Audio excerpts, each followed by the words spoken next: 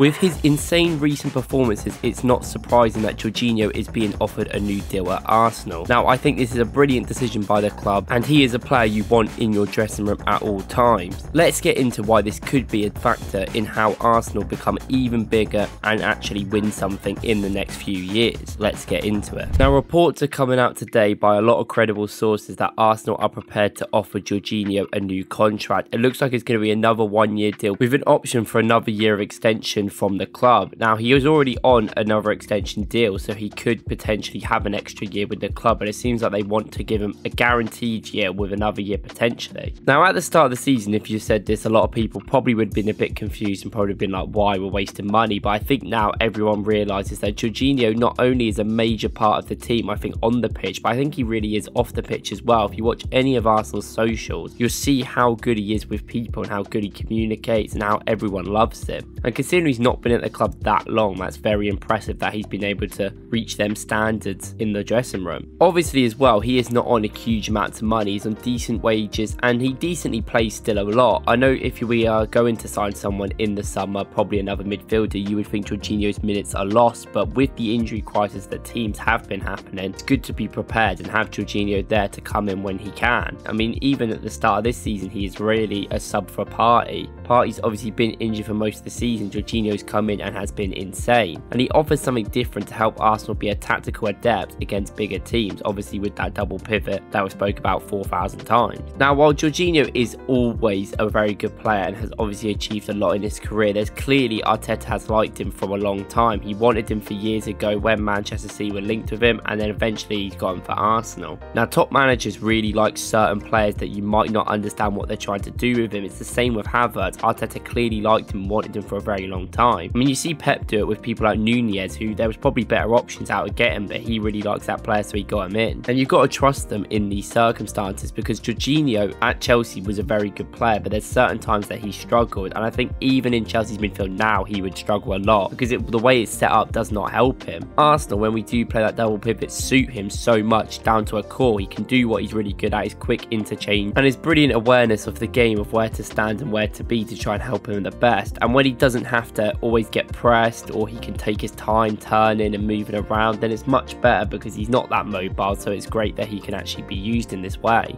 And I think even if Arsenal sign another midfielder, there's always going to be a spot for Jorginho in the team. He's always going to have a little role. Even without injuries, he's a player you can bring on to sort of win you the game or settle the game in the end. He calms things down, makes things a lot better. And Arsenal nowadays don't really have the youngest team in the world. The team's obviously growing. 2 years ago they were very young, but they are getting older. Obviously that's how age works. And sometimes Jorginho's leadership and his age-wise, being 32 years old, is very important. He has been at the top of the game. He's won the European Championship, he's won the Champions League, he's playing the Premier League for years, and this can be very important for the team long term. I think some of the young players around him could learn. Personally, I think we're probably going to keep Lokonga. We might sell him, but I do think he could be a good option as well. He's a little bit different to Jorginho, but very similar, and I think just having Jorginho around where he can develop Lokonga, I think Lokonga under Jorginho might get a lot better. He might pick up a lot of things from him, and you can see at least a good elevation there. So then when Jorginho does leave, potentially at the end of next year, you're going to get Lokonga be able to come into that spot and be freely able to move and do his job. And something is clear to see with Jorginho is not necessarily just because he's a lot older than people. He does have that natural leadership ability. He demands respect in the dressing room. Seems like a lot of people really respect him in there, and he seems like he really gets along with a lot of players. And even on the pitch, he's very good at demanding things of players, and he understands the game to a very tactical level. You can see why he's doing his coaching badges, and I really hope he becomes a great coach, because you can see the sort of level that he wants to be and where he wants people to move and go. Little bit like Mikel Arteta was when he played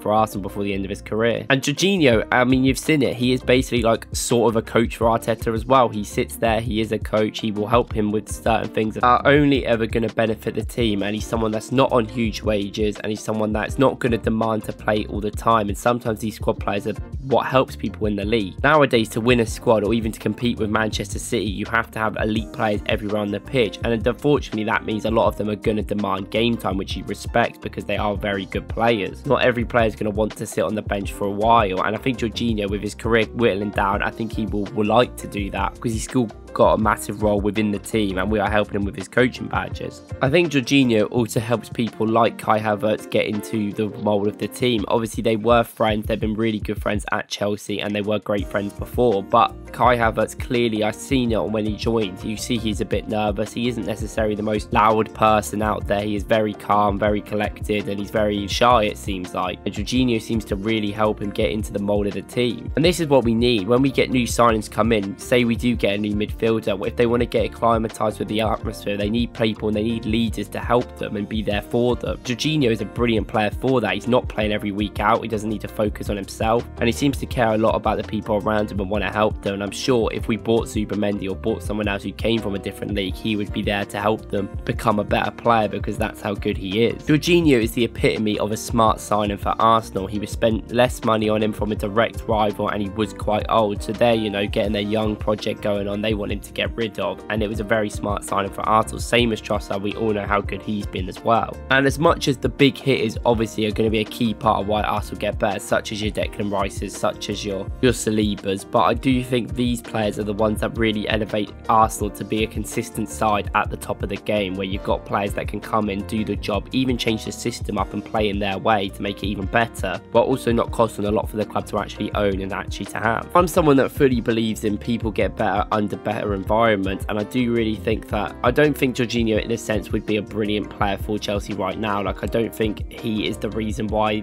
they are bad because they sold him. I don't think he would really improve them. Same with Havertz. I think their system wouldn't suit them, and I think overall their system is pretty bad. As soon as you give these players great environments, they're going to excel. They are brilliant players. I think Jorginho is a great example of that. Jorginho is a player that can play in different ways, but he often is limited by his age and by his mobility, so he can't do certain things, and you have to make sure that you can get the best of the passing ability of him from a deep line playmaker role by using him correctly. And I think Arteta knows that, and I think Arteta realised that with a lot of different players. If anything, this has been a complete success for Arteta. He was someone that was very convinced by Jorginho, and a lot of people necessarily weren't, a bit like Ramsdale, but with our recent history of signing players from Chelsea not really working at that point, you can understand with his age people being a bit concerned. But I think Jorginho in himself has also just had a renaissance at time at Arsenal. Okay, he's not playing every week, but every time he plays, he's a very consistent player, and he seems to be getting man of the matches all the time. And considering that compared to his last few years at Chelsea, where people were talking about how bad he was all the time, I think that just shows how much system and the setup is helping him, and it seems like the family environment really makes him be his own, which is really great to see. Now, before we wrap up this video, I just want to say I will not be doing any videos for the next 2 days as I'm away. Unfortunately, this is the first few days I've missed, so I'm really sorry about that, but obviously I will be back on Monday or Tuesday when Arsenal play, do reviews and maybe a preview before the game start. Now, let me know in the comments what you think of Jorginho, and let me know if you think we should be giving him a new 1-year deal plus a 1-year extension. And if you enjoyed this video, I appreciate it as always. Watch my video from yesterday I'd recommend, where I'll go through Timber and how he can